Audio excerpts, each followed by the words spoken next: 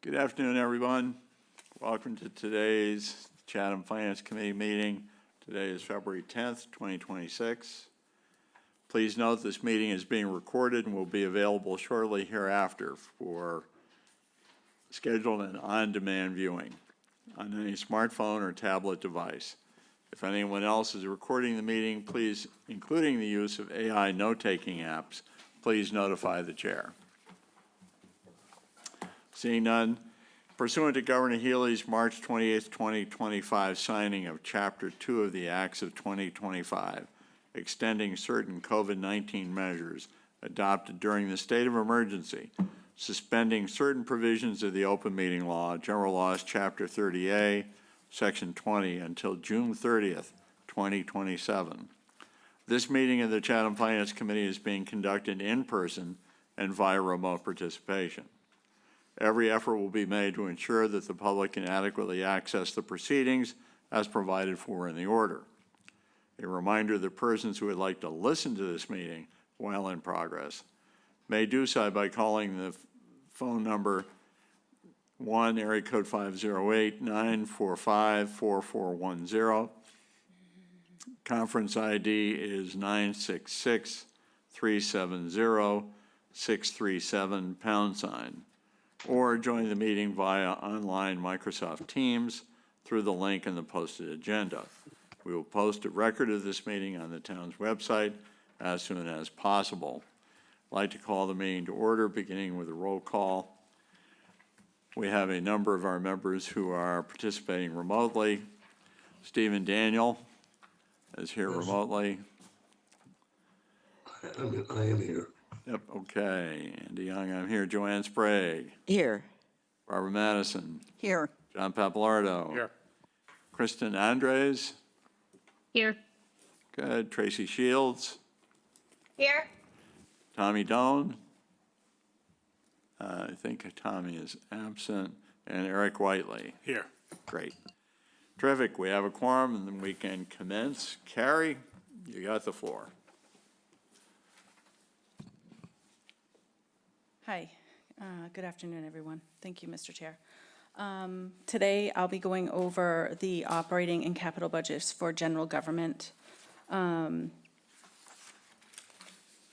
some reason, this is not showing up, but I have Mark coming to my help, so.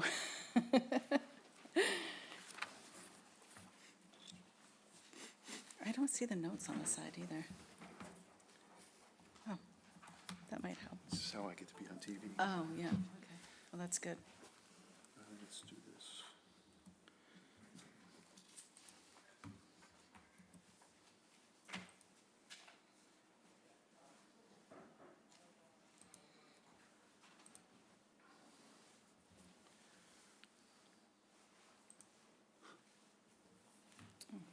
Thank you. So much better.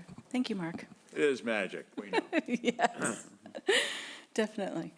Okay, so general government and other undesignated, which will be employee benefits and the insurance and reserve funds and debt service. So general government makes up 6% of the town's operating budget.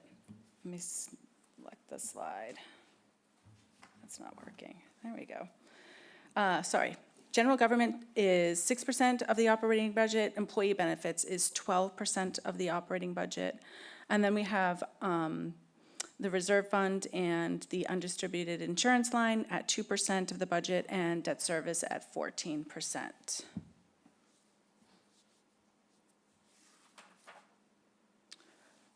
So general government consists of 10 departments, 4 other, and 2 committees. We have the select board, town manager, human resources, accounting, assessing, treasurer and collectors, information technology, town clerk, elections, and sticker office. And then there's the town moderator, legal, audit, parking clerk, summer residence advisory committee, and the finance committee. The budget for 2027 is 3.7 million, which is 175,000 over 2026, or 4.89%. Personnel services increased 106,000, and the operating expenses increased 68,000.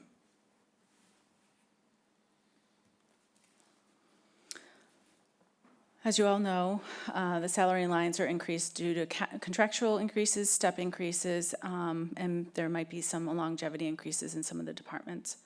The town manager's department increased 15,000, human resources at 8,900, accounting at 18,000, assessing, there was a retirement in the department, so there is actually a savings in that department, 5,600. Treasurer collector increased 11,000, IT increased 27,000, town clerk 12,000, elections 18. There's going to be some elections in 2027 coming up. And the sticker office 640, that's 106,000 for salaries in the departments.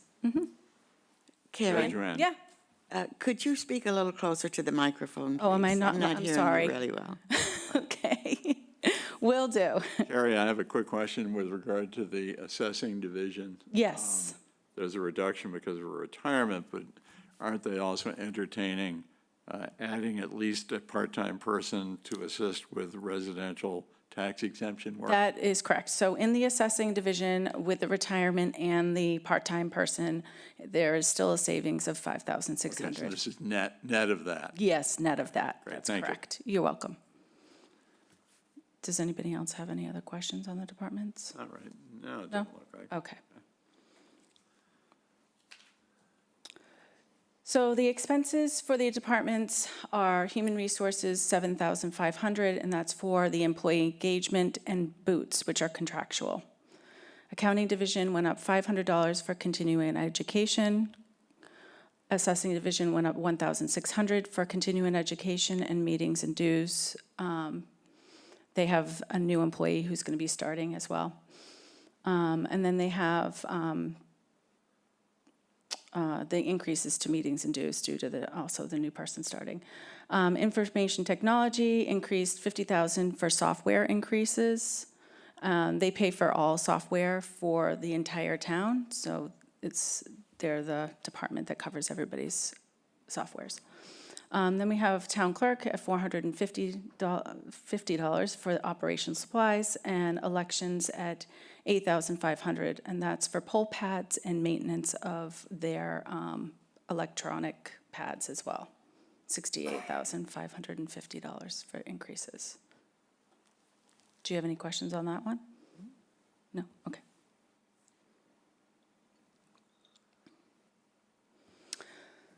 So these are the departments that have been level funded for 2027. We have the town moderator, finance committee, select board, legal, audit, sub-residence advisory committee, and the parking clerk. All those departments or other have been level funded for 2027. Great, John. Carry the legal line, where is the bulk of that money spent every year? So we have town council, then we have labor council that we pay for, and then I think those are about it. Can't think of anything else that comes out of there. So that would might be. include issues with the airport?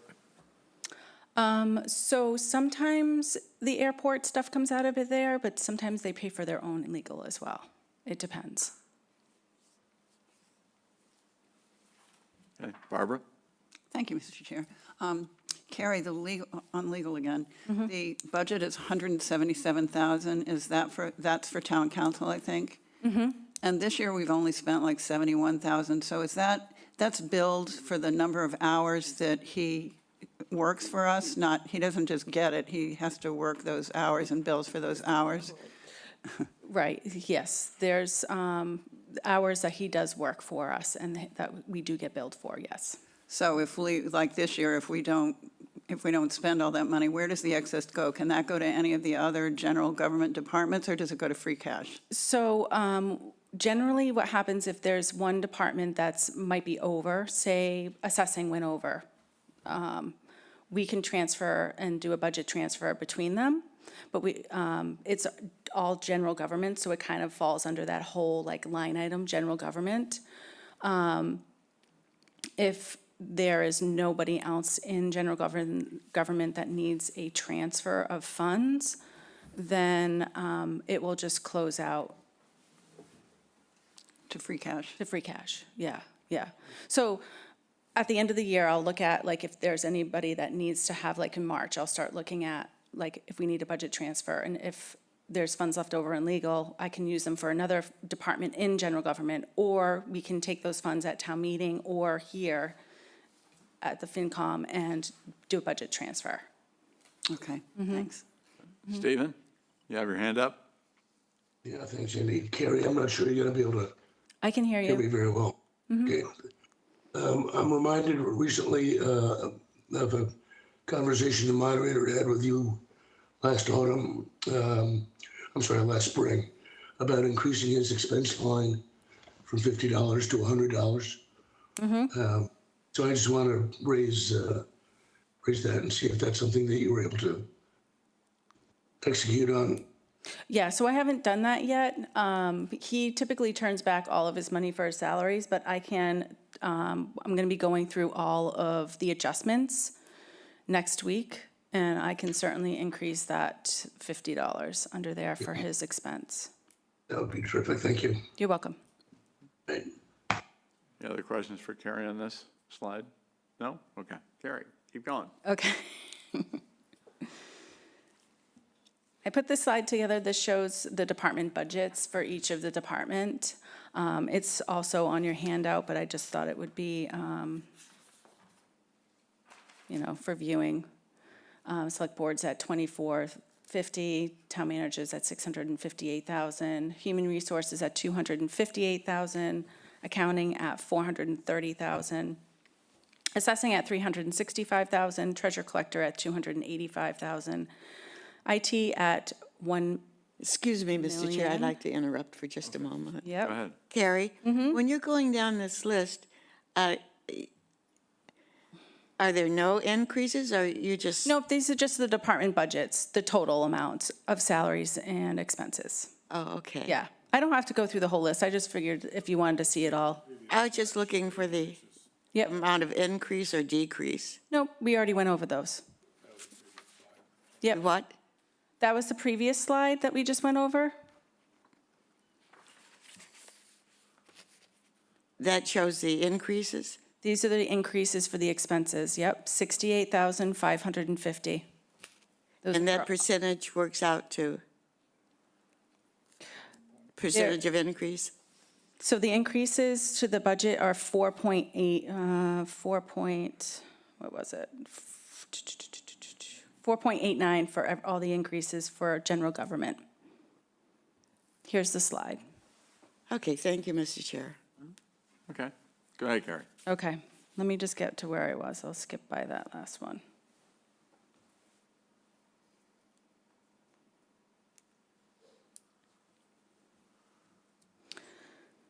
Okay, so the library assessments, this is another department. This is, the Eldridge Public Library has proposed their assessment of $701,244. They are level funded this year. South Chatham Libraries proposed their assessment for 2027 at $13,500. They increased their budget $500 for FY 2027.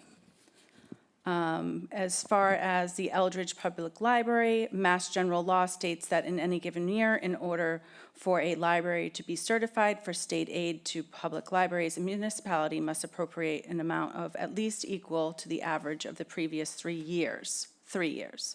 Municipal appropriations increased by 2.5%.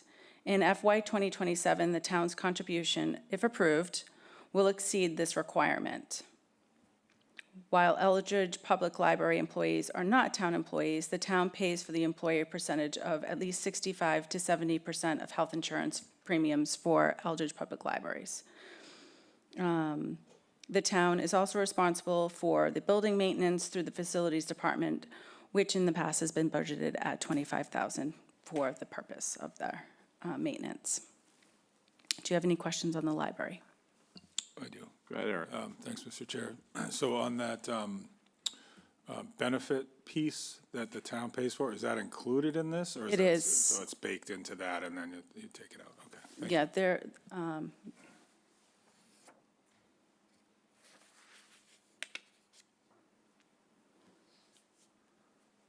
I highlighted this one, the veterans, because I just got the assessment the other day, so it actually just slightly increased by $1,147 to what I had estimated. So the Veteran Services is at $154,000 right now, with an increase of $24,642 over 2026. Their assessment is $74,550, and their benefits is budgeted at $80,000. Excuse me, Mr. Chair, again, please. Go ahead. And what caused the increase in the veterans' benefits? There are, I can't remember how many veterans we have in town. We have like 48 veterans, I believe, something around there. But the benefits are like their health care and stuff that we pay for, like their prescriptions and stuff. Prescriptions have gone up. We also pay for some other items for veterans. But we've seen it increase over the years. As the assessments have been increases, so have the benefits been increasing. Does their increase similar to the other departments' increases, the percentage? I'm thinking, I'm got in the back of my head this whole time, the overall increase in the budget, 7-point-something%. No, it's not that high. What is it? With education, it's 5 point something. I can't remember the exact amount, but the overall budget was a 5% increase. Okay, thank you. You're welcome. The other departments over there, the public ceremonies, other public events, Chatham Band, and the Railroad Museum were all level funded for 2027.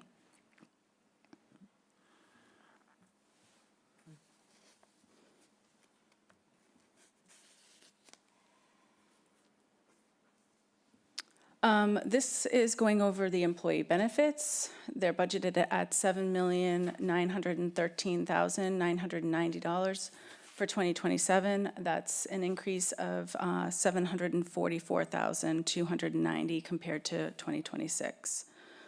So we have workers' compensation under this line. It's up, we went up $5,000. We have Medicare employer share, which is the portion that the town pays for Medicare on payroll, up $20,000. Police injury is up $2,775. Retirement assessment, we haven't gotten this assessment yet. I'm still waiting for it from Barnstable County. I have a 6% estimate currently in there, which is an increase of $186,000. I'm hoping that we'll have the assessment within the next couple weeks.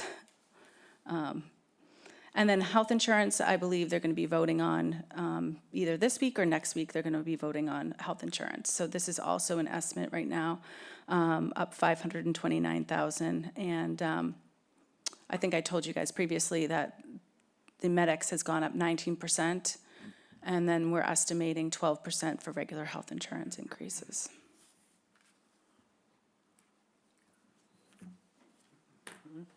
Go ahead, John. Carrie, could you go back a slide? Got it. What drives up the retirement assessment? Is that just the number of people entering retirement, or? No.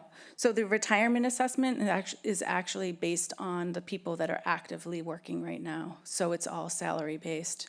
So as our salaries increase, the retirement pension increases as well. So that's the town's contribution. That's the towards town's, The employee's retirement. correct. Yep.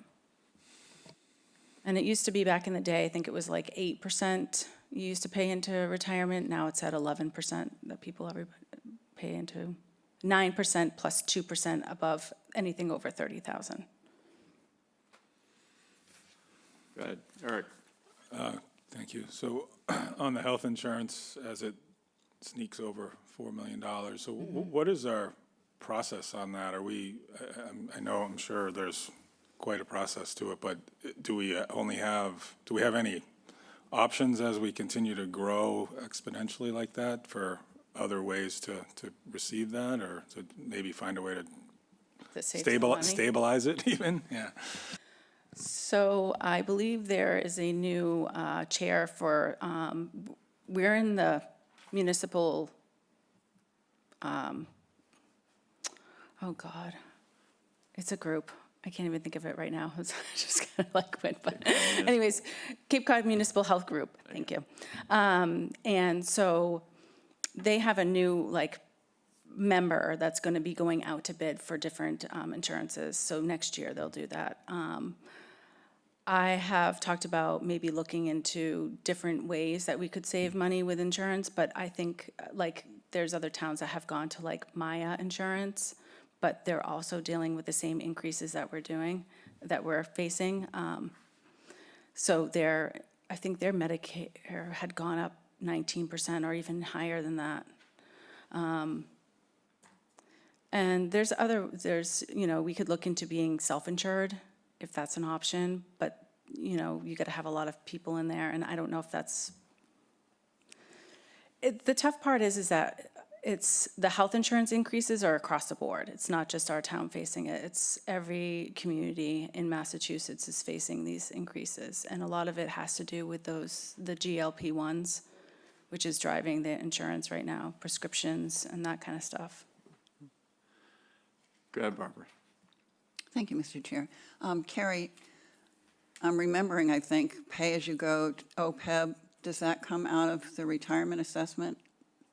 No. It comes out of somewhere else? Yeah. So the OPEB is a savings for people that are already retired for their health insurance. So if something happened to the town, the people that have already retired, basically, they can still receive their benefits. Right, so we've got, I think our liability right now is somewhere north of 10 million. And we've got about 7 million there. Yep. And we're contributing another 700,000 this year, Yep. plus the 150. That's the surplus that's on the tax real estate bills. taxes. Yep. But I thought I heard at some point in the past that there was some kind of pay-as-you-go, so that we were trying to match what the OPEB increased liability each year would be with current payments. Is that what we're doing with the 1.5% and the 150? Yep. Okay, thanks. You're welcome. Okay, other questions for Carrie on health insurance particularly? I mean, at one point, I thought the Cape Cod Municipal Health Insurance Group was looking at a self-insurance plan, but I don't think they followed through on that. I don't know. I know that there's, like I said, Michael McMillan, he's our business officer for our schools. He's actually the one that's going to be, I think I don't know what his title is. I'll call him the president or something.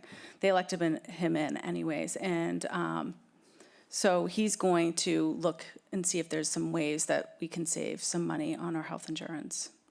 So. All right, thank you. Other questions for Carrie on this? No? Okay. Keep going. Okay. Undistributed insurance. This is our, where we have our general liability insurance. So the insurance costs have increased over the years. Estimated increases for 2027 are roughly around 13%, well, 12%. So we have watercraft, vehicle insurance, cybersecurity, flood insurance, property liability insurance, and we have excess liability insurance. All of these with an increase of 12.32%. That's an increase of $138,000. We don't usually get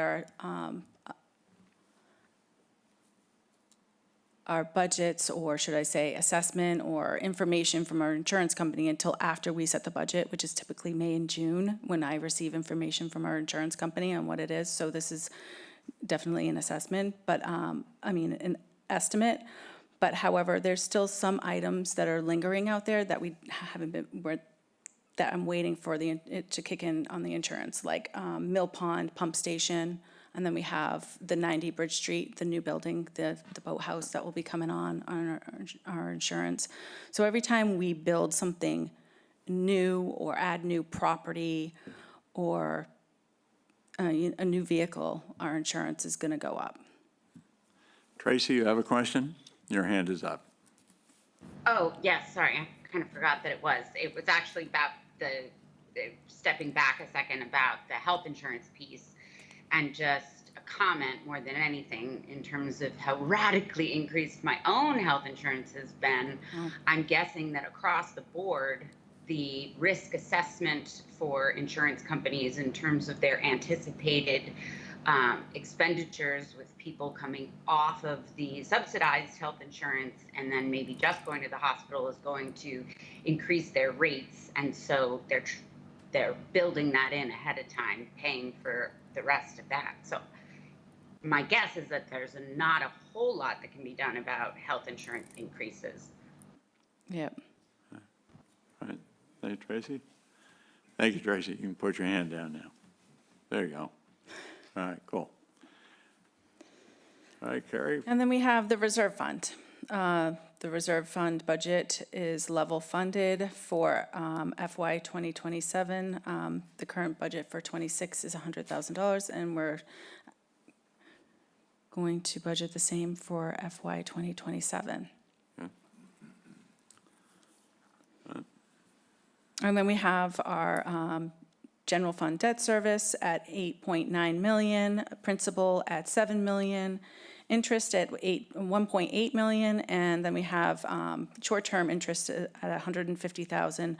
I forgot to include bond payment as well, which we usually pay out of the short-term interest. So we budget 100,000 for short-term interest and 50,000 for bond payments.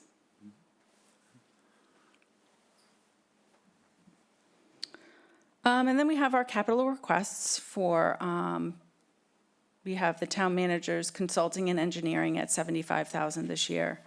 And then we have information technology, land management assessment and GIS at 45,000, town computer technology equipment at 50, Chatham TV equipment at 30,000, annual camera upgrades at 25,000, annual maintenance and access controls at 10,000, HVAC system software upgrades at 100,000, and police department server upgrade at 80,000. And I have Craig Rowe, our Director of IT, here to go over all of these capital requests with you.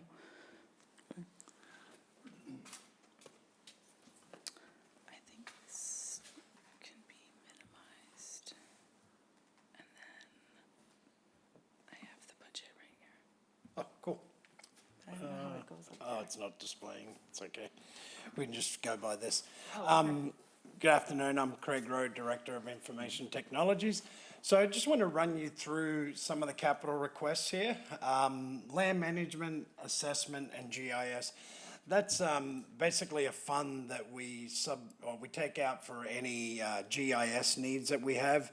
We're working on a project now. Previously, the town had funded a $50,000 capital appropriation to take all of our GIS layers and put them into a new system.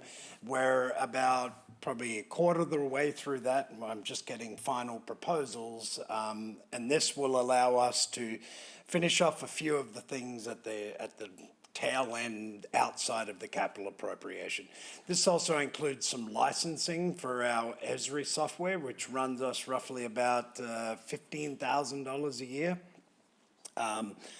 Computer technology hardware, that's laptops, printers, switches, et cetera, wherever we need them around town. Chatham TV equipment is any of the microphones, cameras, et cetera, that Mark and his staff need on an ongoing basis. Annual camera upgrade. So as you may be aware, the town made a pretty substantial investment over the years in cameras around town, specifically in all public egress areas, entrances to buildings, any of the town buildings. We have cameras on the entrances to buildings, in the public egress areas. None of the cameras are in staff workspaces, but anywhere where the public can interact, more of a liability thing, just making sure, slips, trips and falls. We've had a couple of incidents where people have fallen, maybe down at the fish pier, and we have it on camera and we just send it to our insurance provider. The community center, occasionally people playing pickleball or something, or one of the students or the participants, the young participants, they get hurt. We want to make sure that that we have a record for the town of exactly what's happened. And usually the interaction there is, we'll get reported an issue if an ambulance comes, then Carrie will get notified by the community center. Carrie will ask me to pull up the video. We'll capture the video, retain it, and if the insurance company needs it, we have it. So it's a pretty big investment. We do have them at our public works buildings, around our police and fire stations, in the event that, we have expensive equipment, a lot of vehicle, a lot of traffic. So it's a good investment for the town. So what we do is we'll upgrade some cameras here and there. They get to kind of end of life after, 5 to 6 years, depending on what cameras they are. Access controls, as you probably see, we have cards to get into the buildings. A lot of that is relatively stable. It's when we have an issue, for example, this building, we have door strikes. I don't know if you've seen them, the door strikes to get into the building. The motor for the access control is built into the door strike. We're changing them all over in the actual door. We're changing them all over to actually be in the door jamb rather than in the strike, so that they've got a lot more longer lifespan of them, rather than, every time someone hits it, that little thin wire gets worse. And then what happens is these doors are, obviously they're professional grade type doors. So replacing a bar and doing that, it's about $1,500. But once we get all the electrified jams, where, it's a cost of doing business, it's not like at home where I can put a new door on for $500. This is, these doors are relatively expensive. HVA system software. So currently we have 5 buildings around town that have HVAC controls. So basically there's a little computer panel within the building that controls the HVAC. So in the event that if someone's not here or there's an issue with the boiler, we can remotely access that. So Rich and his staff over at facilities, they can, if there's an issue, they can look on the computer. It's going to tell them exactly what's going on with air conditioning, heating within the building, pumps. So we needed to, currently our system is probably about 10, 15 years old, so we need to upgrade all of those panels. They run about $20,000 and they probably have a lifespan of realistically 5 years with the technology. We've gone with a little bit better product, so hopefully we'll get a lot longer out of it. And then the police department server, the police department they have an in-house server that runs their IMC software, which is their whole police suite, their record management system and everything. That was at end of life this past year, so we're upgrading that. And that's 2 new servers, they'll be put in play. We don't deal with that. The police department have a contractor who deals specifically with police department software. So that's where, that's basically our capital requests. Anyone has any questions? Yeah. John? The annual camera upgrade, how many cameras get upgraded for $25,000? Depending on the camera, as you'll see, there's one in the corner there. They run about $800, six to $800. So I try to, currently we're in the process of upgrading some of the water treatment plant. We did have a large capital appropriation. Some of those cameras are $2,000 and $3,000. We have a camera at the fish pier, which is $7,000. So just depending on the kind of where we are, better resolution. I'm trying to upgrade the egress cameras a little bit quicker just because of resolution and better access, so that in the event that if we ever need to see who's coming into a building or, the fish pier, we upgraded the cameras a few years ago. We probably should think about maybe putting a little bit better camera in, being that we do have that set of stairs, and it's kind of a hot spot for slip, strips, and falls, et cetera. So, but yeah, I would average out probably, anywhere from 5 to 10 cameras by the time we pay for people to put them in. We have about 150 cameras townwide. So, and the majority of them are similar to that one. I don't need to upgrade that for probably another 5 to 10 years, but there are certain ones that we really should be looking at. And so there's an annual $25,000 roughly to just cycle through those cameras. Yeah, and if we don't use it this year, then, it'll carry forward as a capital appropriation, and then I'm hoping to kind of put the cameras on, and I've spoken with Kerry about it, as maybe, depending on how much we use each year, maybe if we don't use the full budget this year, maybe what we'll do is we'll skip a year, and then we'll come back every other year for an appropriation, and we're talking about possibly jumping between the access control and the camera systems, like maybe every other year funding it as needed. Just, the problem is that when, specifically with the access control, when the door breaks and we don't have any money, we can't get into the building. So we have to emergently fund it. So, this year I don't think we've spent a ton of our capital on the access controls. That's why we decreased it down to 10,000. So. Good, John. I think you might be the right guy to ask, but have we made investments in the community to guard against cyber attack or having our systems stolen and held hostage for ransom? Yeah, so on the town side, we've made a large investment in cybersecurity. All of our desktops, Ryan Darman, who's the network manager or the IT manager, has done an amazing job. He's very focused on the IT, on the cybersecurity side. We did have a breach maybe 8-9 months ago on an older server that we had. It had got an issue with it, caused a bit of a filter down effect. There was a ransom on it, but it was an old server. We had all the data. We removed it. We house only 2 servers on site within town, and that's our video servers and the police department server, but that's a separate network over there. So we have made pretty substantial investments. Primarily, we're making investments in training.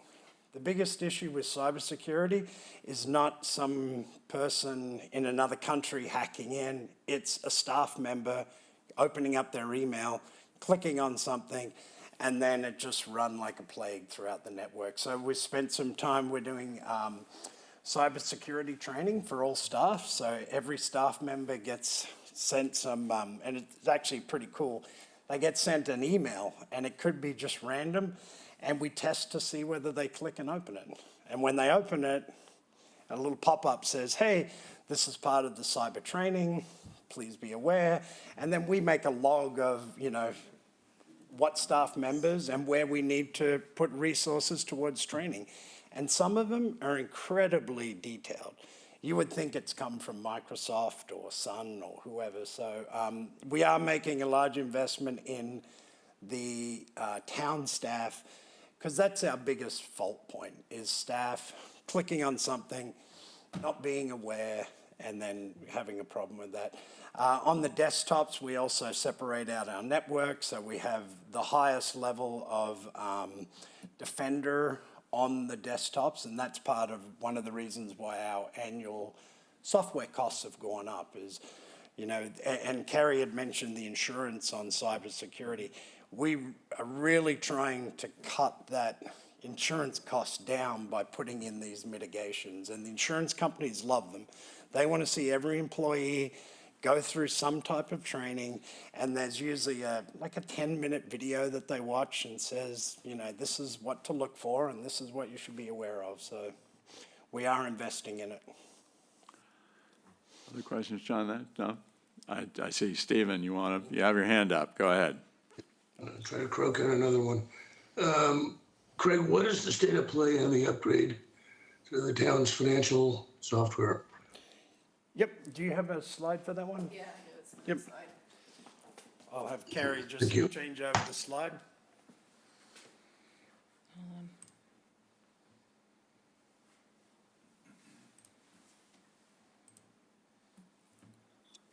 There you go.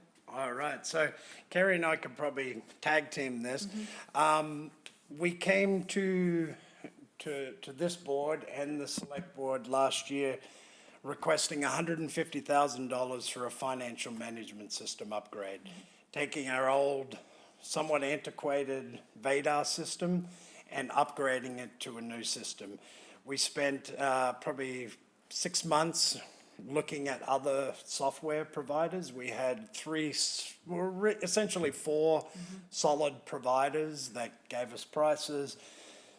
We ended up falling on a company called Tyler Technology, formerly Munis. So where we are now is we're coming back for another $400,000 to complete the whole process. This is a multi-year process.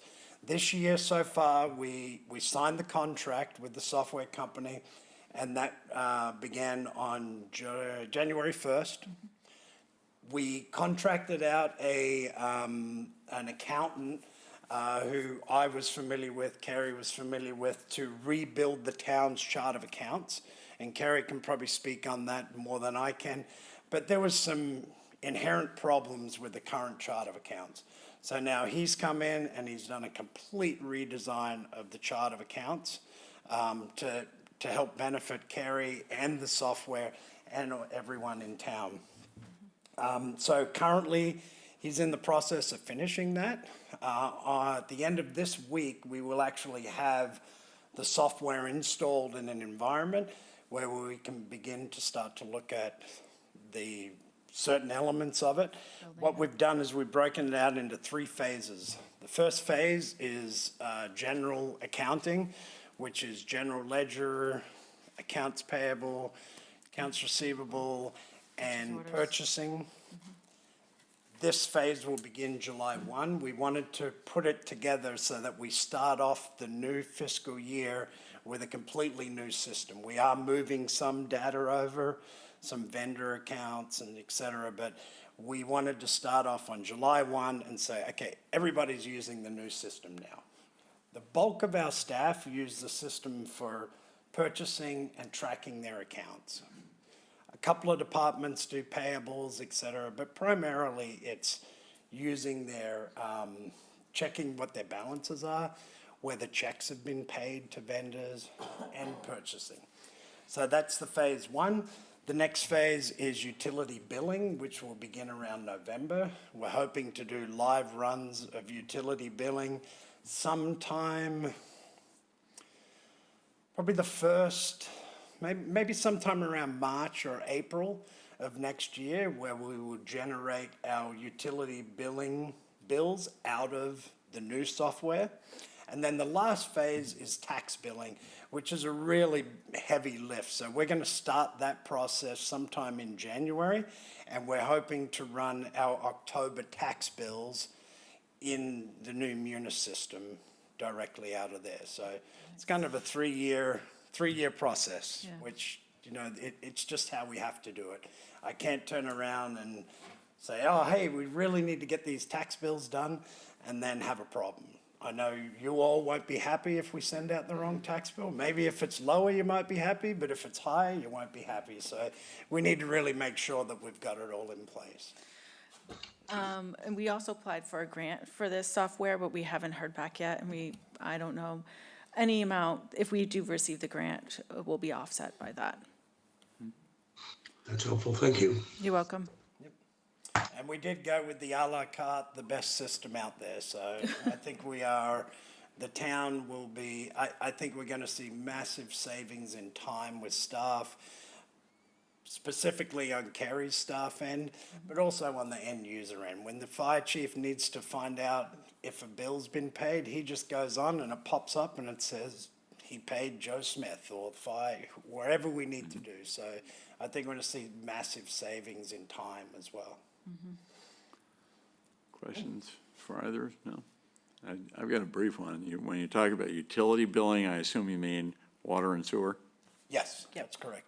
Okay, is that what, because we have a contracted water operator, what's their interaction with the system? They do the meter readings, and that's where it kind of ends. They do meter readings, they do inspections on irrigation, backflow testing, but they will continue to do their readings as per status quo. It's just taking the readings, bringing them into our Neptune software, and instead of going into Vadar, it goes into Munis. So there won't be a massive amount of lift on the Veolia, who is our contractor side. It's going to be more on our DPW staff. Instead of going into Vadar, they're going to go into Munis. Okay. All right, so the outside contractor will not have direct access? No, Okay, no, that's- and they don't right now either with Vadar. Okay, I just. Yeah, Yep. yeah. Yeah, they have access to the readings, but they don't have any access to the billing. So they can tell how much has flown through the meter, but outside of that, they don't know anything about whose bill it is. By doing the test emails, it's looking for, see whether employees have been properly trained to resist spear phishing. But have you ever thought about having a white hat do a test after you get all this set up? Having an independent company do a test on, we do, the company sends out test emails all the time. Is that what you're referring to? Yes. Or, yep. All of our staff, at least once a month, they get a try and catch you email. Okay. All right. And we're at less than, I think the last time Ryan had told me of about 150 emails, there was only like 3 or 4 that actually clicked on something. But as I say, they're getting extremely sophisticated. Oh, yes. Yeah, we're all getting it. John? So with this request, this $400,000 request, and you explained the multi-year rollout or integration of the new system, the new software into our systems, can we anticipate a budget request for training coming up? Or does this include training on the new software? That includes includes training. Okay. Yep, this includes training. And just so that you're aware, when we buy software like this, it drives me nuts, but we are now paying for 2 financial management softwares. And we're gonna have to pay for it until, for 1 year, we have to pay our Vadar contract. Our contract is up next year with them. That's why we're pushing everything to get it done. But yes, we are paying 2 sets of maintenance. Thank you. I think, any more questions on this? No? All right. Good. Thank you, Craig. Thanks so much. Oh, wait a minute, Barbara, what do you? Craig, before you go, I didn't have a question on this, but I did have a question. In your prior year accomplishments, you talked about a more advanced and helpful chatbot for the site. Did that, you were looking into it or working on it, did it come to fruition? Yeah, if I can just get out of this screen here. Just hit escape. Yep. As you can see, the IT guy's not good with presentations. Carrie would be happy. I hadn't noticed that. This is not displaying. There's a display, but it's,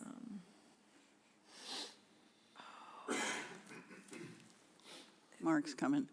Oh, yep. I'll get it teed up while Mark is on his way over. Sometimes I just need to be standing close. yeah, Yeah. I can't remember what button it was. It was something, oh yeah, see. Oh, there you go. Perfect. Maybe, let's not speak too soon. Oh, there you go. Great. So we do have this, and I'm working on getting, I talked with our vendor about it. You wouldn't know it, but it's down here. So I'm working on, with our vendor on making this more prominent. But when you click on this, this is a Chatham AI bot. So we've developed this AI technology in the background that looks at all of our Town of Chatham specific website and any documents that we find that are public documents within our meeting minutes. So I'll show you a bit of a test here. So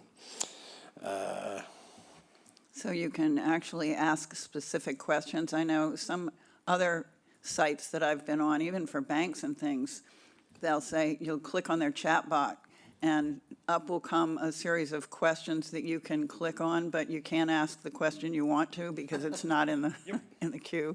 So this here starts to go through, this will give us a list of all of our members. So I just did, Finance Committee members, list of members. This gives us a list of all the members. This is old. Yep. So what it does, it'll start to propagate. This here is a composition of the 25 meeting. Let's see here. These are different types of links that we have. Oh, that one didn't show up. This must be a meeting packet from February 5th, 2026. You can get extremely granular with this. I'm trying to think of something. Did the...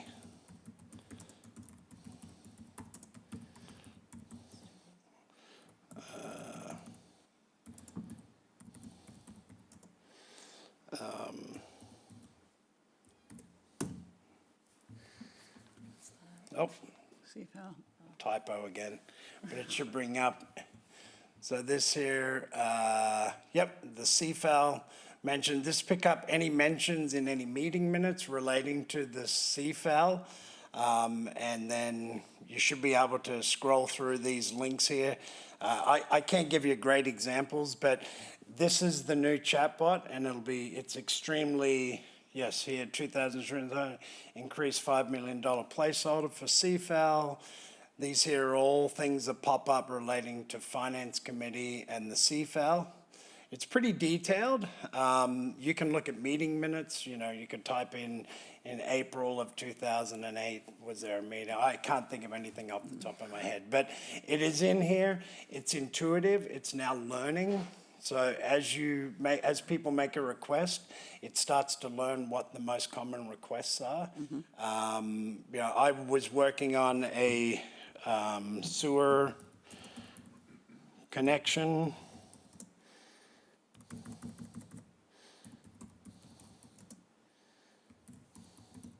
This will bring up anything related to sewer connection orders within town, and it'll go back years into town meeting. It'll go back, here's the regulations. So yes, we have built it.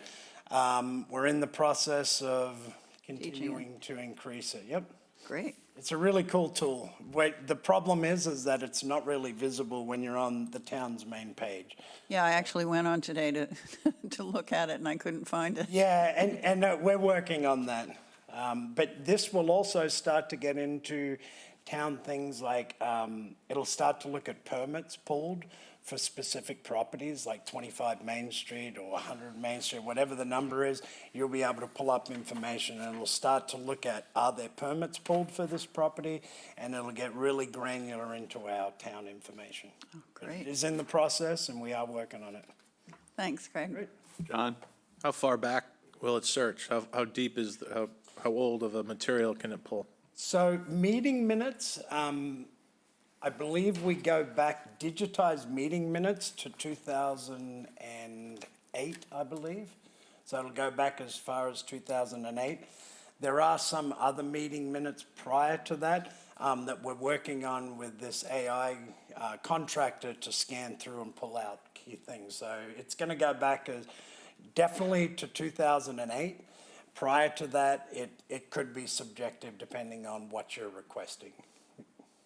That's the big one, is the meeting minutes of prior years. Yep. Cool. Great. Thank you. Let's see if I can get back. Yes. Go right to the slideshow. There you go. Cool. Oh, there we go. For some reason, that does not look right. There we go. And I was thinking about one of your questions you asked, Eric, about the library and if they pay for their own health insurance. The employees pay for their portion of their health insurance, but the town, in that budget that I had up there, we pay for their 65 or 70%, whatever it is, their portion. No, that's It's not good. included That's in how I that. understood what. Yeah. Thank you. Okay, does anybody have any questions on anything that we already discussed, or are you good with all that? Okay. So I have a few articles that we'll be going over. Some of these are just annual articles that get voted on each year. This particular article, this consolidated revolving funds, I added the airport revolving fund onto this because usually it's voted on separately. I don't know what your thoughts are on that, but I added it in here. And I increased the amount from 150 to 200,000 because we're getting close to the amount. And it's really hard for them to keep at that 150 threshold. So I increased it to 200,000. It would give them a little bit more leeway on their expenses. And also, I added in the Riders Cove Respite Adult Supportive Day Program onto this at 50,000. That was one that was voted on last year. So that's also under this article. So I'm interested to know what your thoughts are on that. Do we have thoughts on that? Do you? I want to know what your thoughts are on me putting the airport revolving fund under this consolidated revolving funds. Mr. Chair. Tracy, I see you. Thank you, Mr. Chair. I think it's a fantastic idea to put the airport revolving funds in this category. Okay. Because the less attention we draw to the word airport, the less controversial it is unnecessarily made to be, is my opinion. Thank you. Thanks, Tracy. Stephen, did you have your hand up? Well, in a manner of speaking, I think.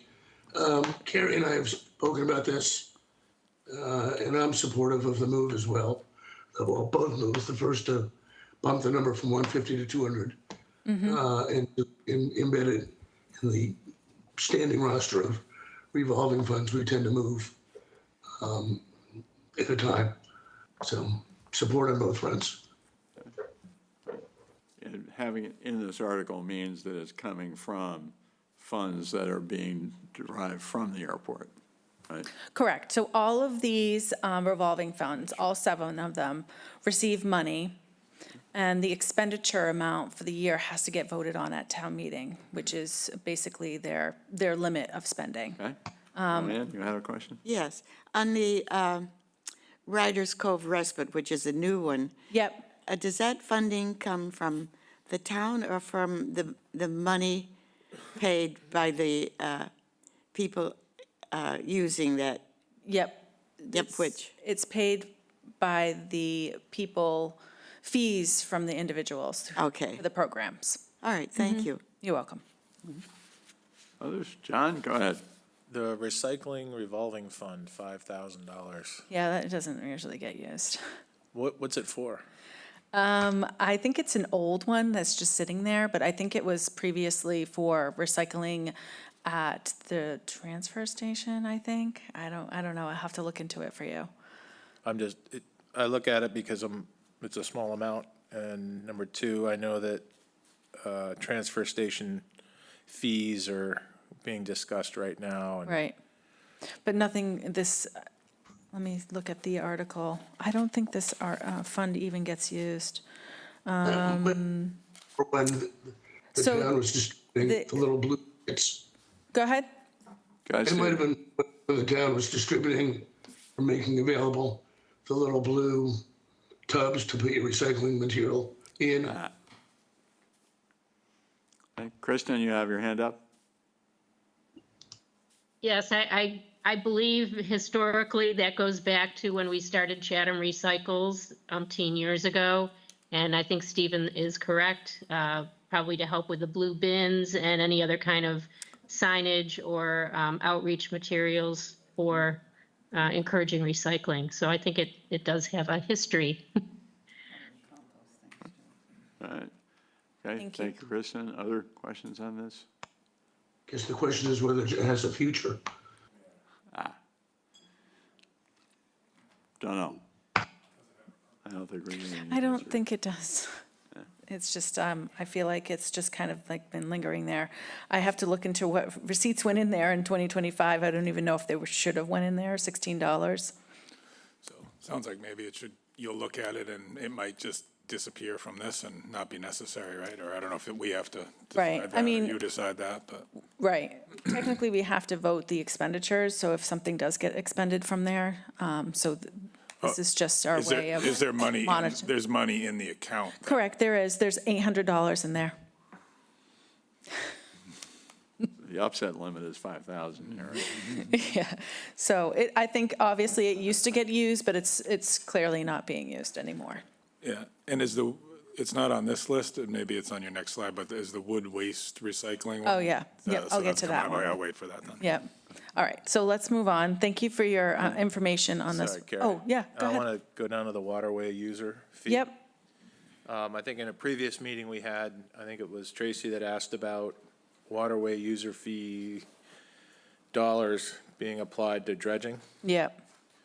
Do you know if that conversation is taken root anywhere else or is being considered? I know you came back and said that your read of the establishing language for the fund didn't seem to indicate that dredging itself was an acceptable expenditure for the fund.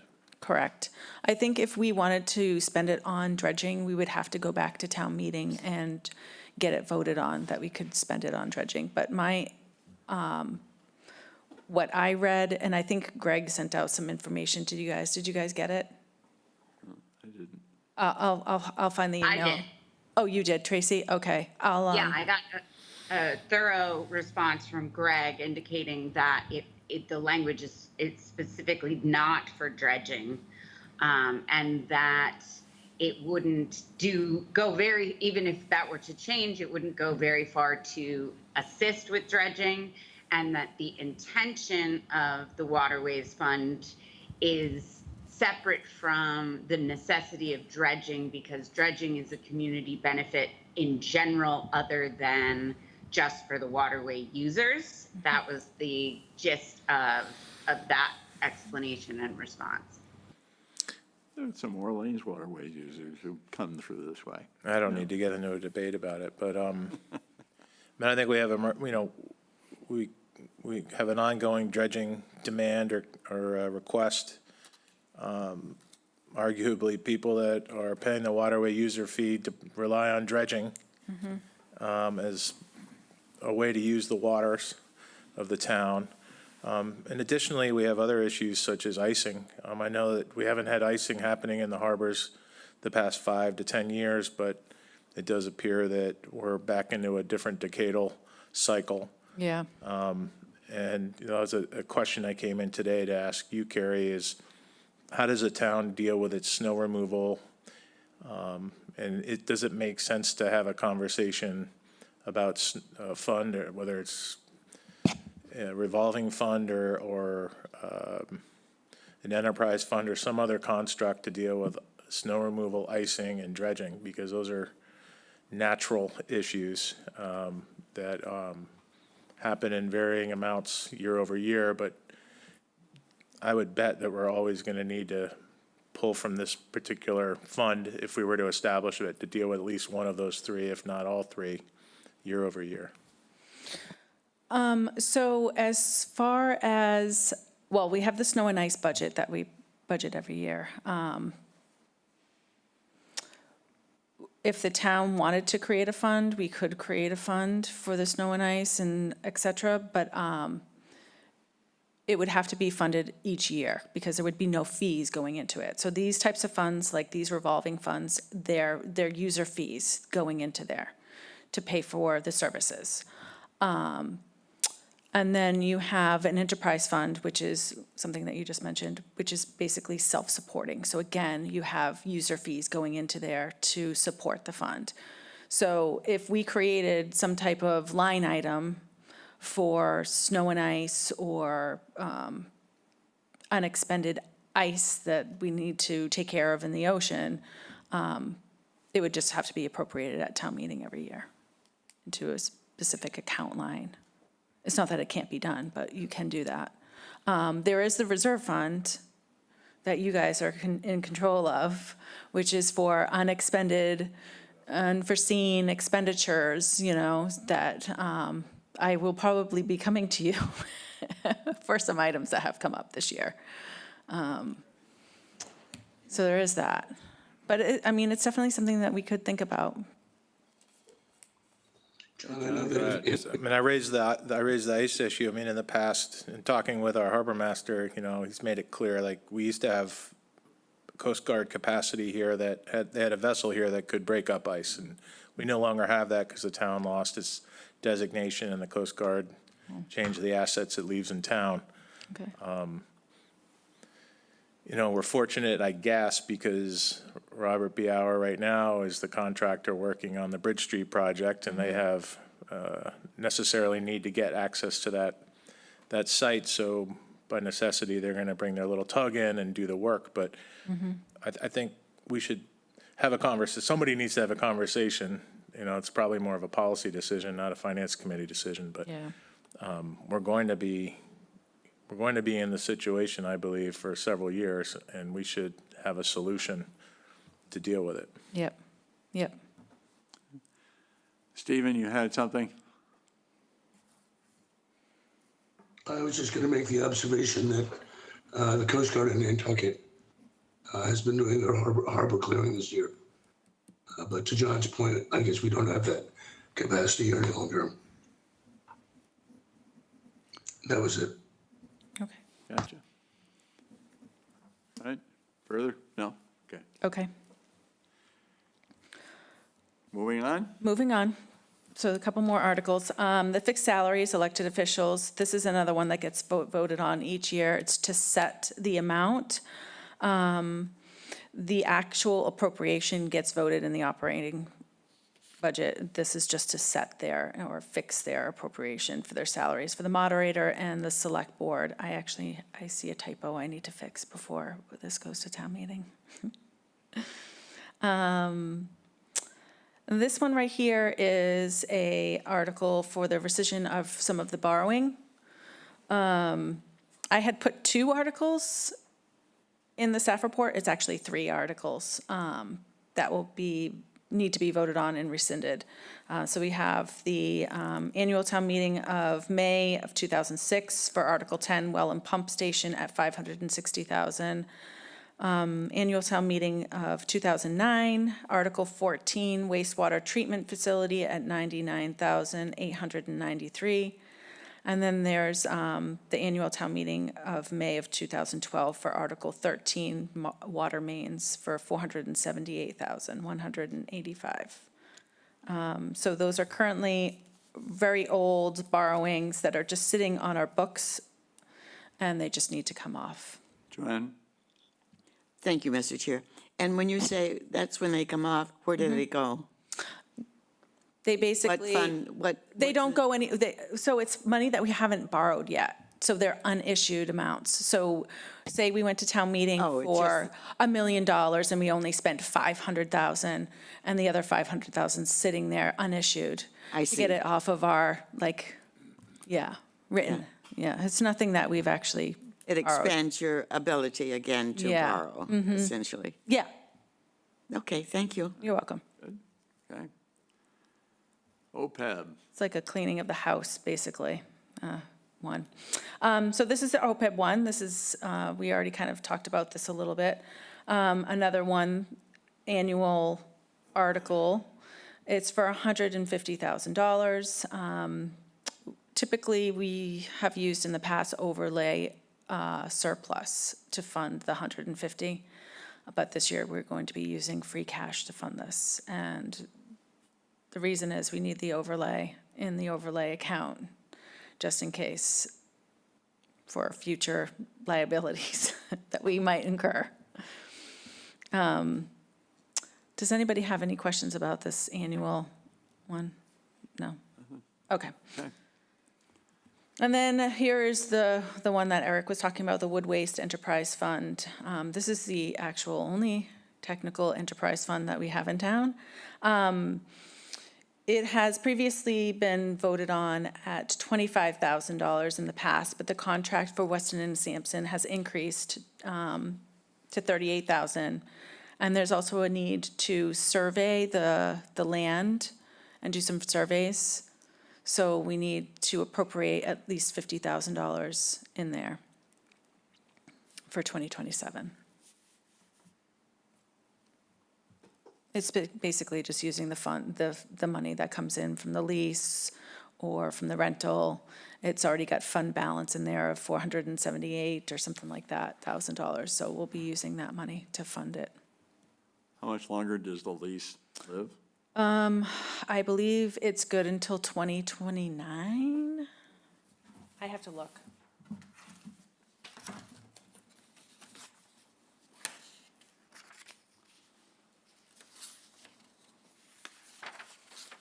I don't think I have it in front of me, Andy. Okay. I'll have to I mean- go back and look. Wait, hold on one second. I have some emails here. Yeah, it says the lease expires in December 31st of 2029. I know that one of the concerns was that, when the lease expires, is DEP going to require that we go through the closure process and no longer have a wood waste recycling place Correct. in town, which has implications for, the cost of hauling any wood waste. Right. Okay, all right, Yep. well, fun. Kristen? I just wondered, Carrie, if you'd clarify what the survey was. I have an inkling, but just for everybody else's, so we all understand. I believe it's of the groundwater. Oh, it's not a property line survey? I don't think so. I can find out for you. I'll get the actual, what the survey is from Greg. I thought it was of the groundwater, but maybe I'm mistaken. I'll ask Okay. and get you that Okay. information. Because I know there were some property bound issues way back when, and so I wondered if that, the limits of where the facility is supposed to be versus our conservation land, Oh, the okay. town-owned land. Okay, yep, I'll find that out for you, most definitely. Okay, Yep, thanks. you're welcome. Thanks. Other questions on this item? No? Doesn't look like it. That is my last item. Now, I don't know if you guys want to do a preliminary vote on any of the articles that we went over, or if you want to wait. Stephen, you're still on there, right? Yeah, I'm here. Okay, So I did speak with Carrie and with Jill about the prospect of provisional votes. You guys probably remember last spring, we were kind of ahead of the select board on a number of articles. And we used the sort of the tool of a provisional vote that would springing vote that would become effective once the select board decided to put an article on the warrant. And my thought was that we start clearing out some of this underbrush and get these things provisionally approved for such time when the select board, in all likelihood, will put these things on the warrant. So I'll have a conversation about that, but I feel it's certainly within our purview, based on my conversations with Jill and Carrie, for us to do that. So, quickly, Carrie, has the select board voted on these? no,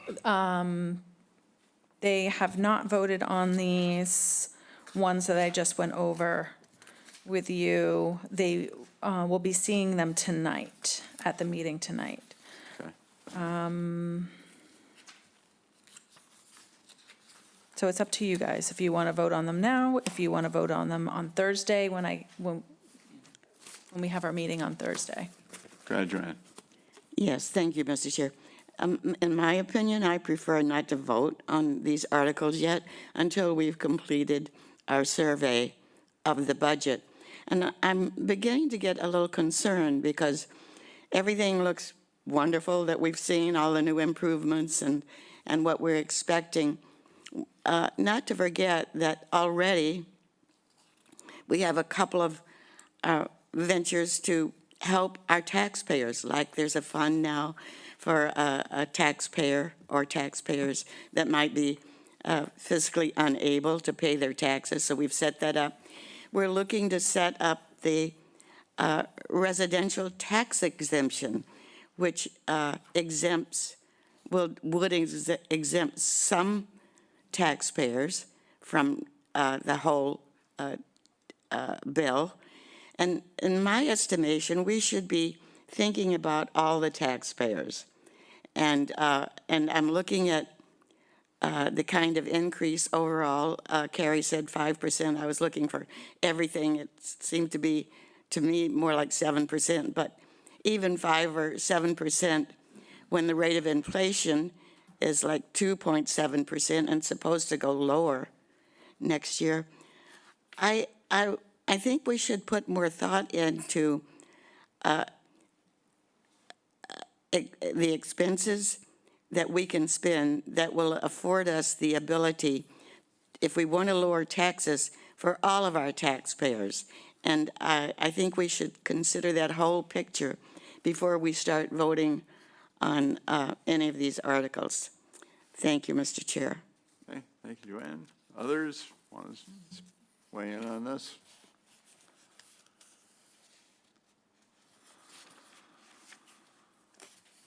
Doesn't sound like it. Oh, go ahead, Eric. So I agree with most of what Joanne said. One thing, I think, just to be clear, just so in case someone's listening, they don't get confused, my understanding of the residential tax exemption is it's a reduction in certain category of people's property taxes. So the way you projected it, they would be a complete elimination. So I just want to make sure that doesn't get out there as a. No, my objection is, Mr. Chair. Go ahead. My objection is for a certain group of people, and I consider fair taxes to be universal to all taxpayers and to work out something where one taxpayer isn't favored above another. That's the main idea, whether it's, no matter what the amount is.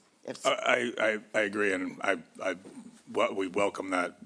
The Finance Committee being able to comment on that whole process, I think would be great. I mean, that may happen eventually, but I was just trying to clarify what I understood you said on that piece of it.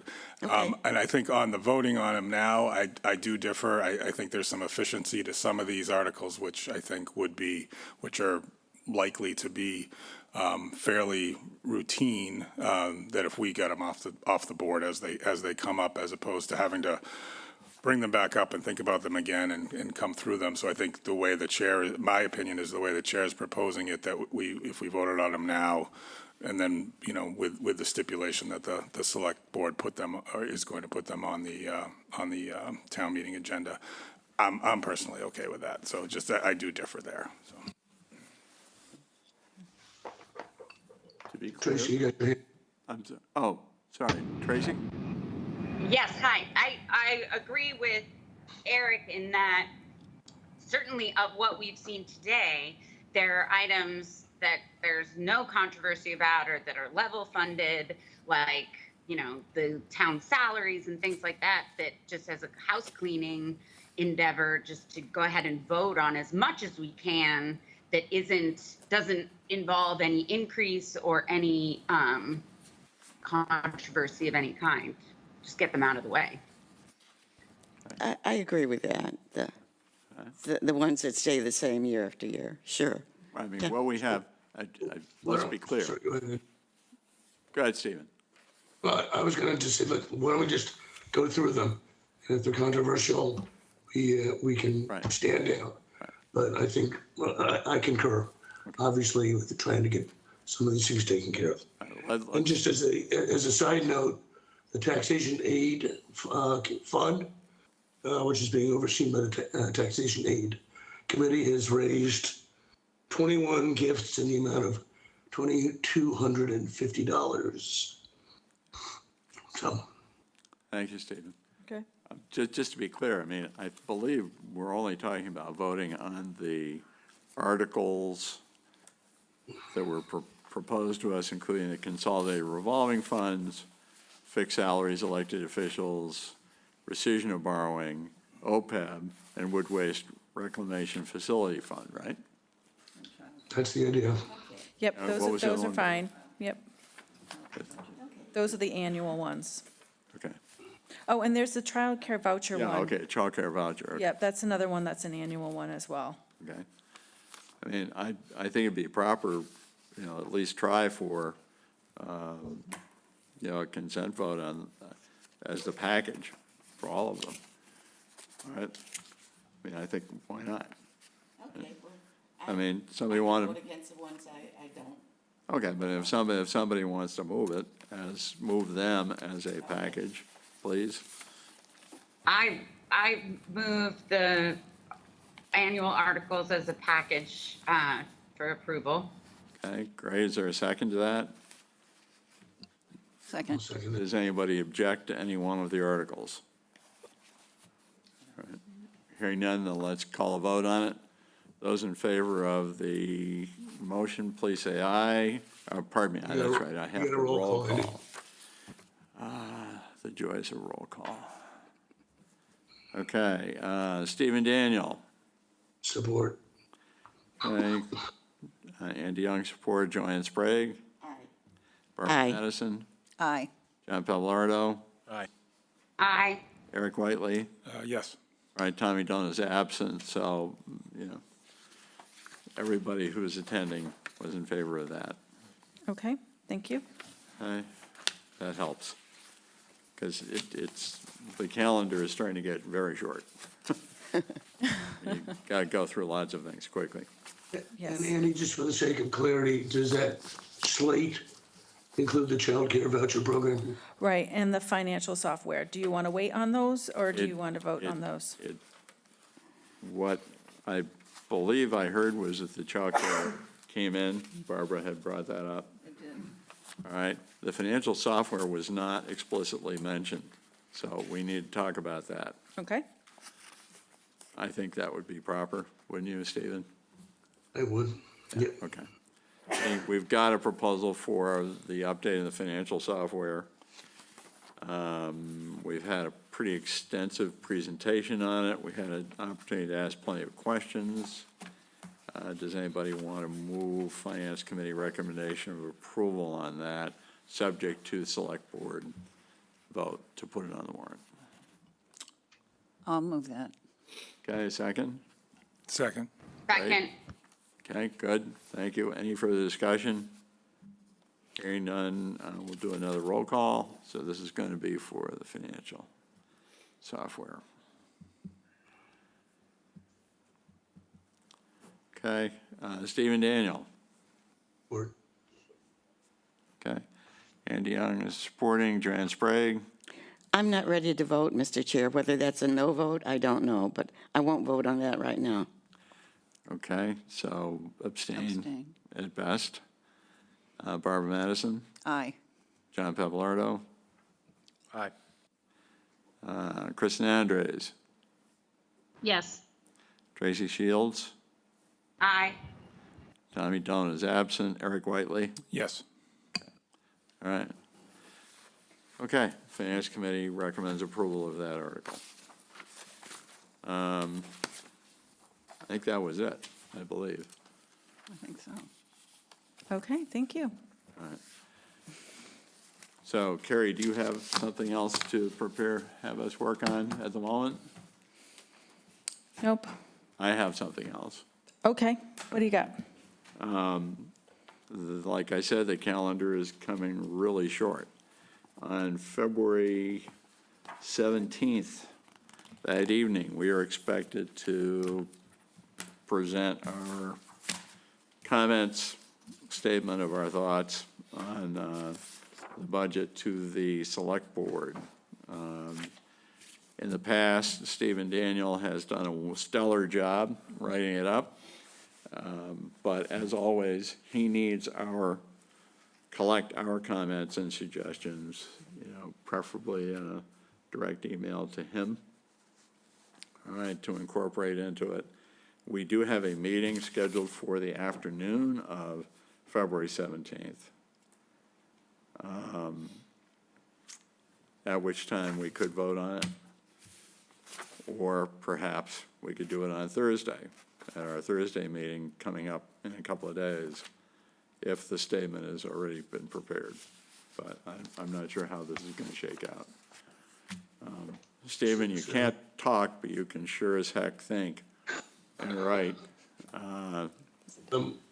Yeah, I've, given that I've been battling this pneumonia, I've not had a lot of time to focus on this report. So yes, I absolutely would welcome input from everybody. The one thing that has come to my attention is the snow and ice budget that I asked about last week and the data that Carrie provided in response to that question. I think a lot of what we've seen is largely structural. Service contracts and step increases, salary increases, program salary increases. As is often the case, it's going to be some of the big ticket capital items, standalone warrant items that are going to drive a lot of the spending. I, again, just reiterate, send me whatever thoughts and ideas you have. Please do not copy the entire group. And as I typically do, and sort of assess and kind of weigh how many people are weighing in on one point or another. And we'll just, again, this is our preliminary, to be clear, this is our preliminary indications to the select board. But Andy's correct, we're running out of time. And given everything that's going on in my world, I could use your help. All right, so we can catch up on that at Send those cards least in. Thursday and, see if there's anything there, or if need be, we can wait to our meeting on Tuesday afternoon a week. Agreed. That would be not preferable. Agreed. Okay, cool. All right. Everybody, what do you think? Anything else we need to do? Doesn't sound like it. Is there a motion to adjourn? Second? So moved. Good. Those in favor of the motion to adjourn, Stephen? Support. Good. I support Joanne Sprague, Yes. Barbara Madison, Yes. John Papalardo, Kristen Andrus, Yes. Tracy Shields, Yes. Tommy Doan is absent, Eric Whiteley? Yes. Okay, great, we are adjourned. Thank you so much, Thanks, everybody. and we'll see you all on Thursday.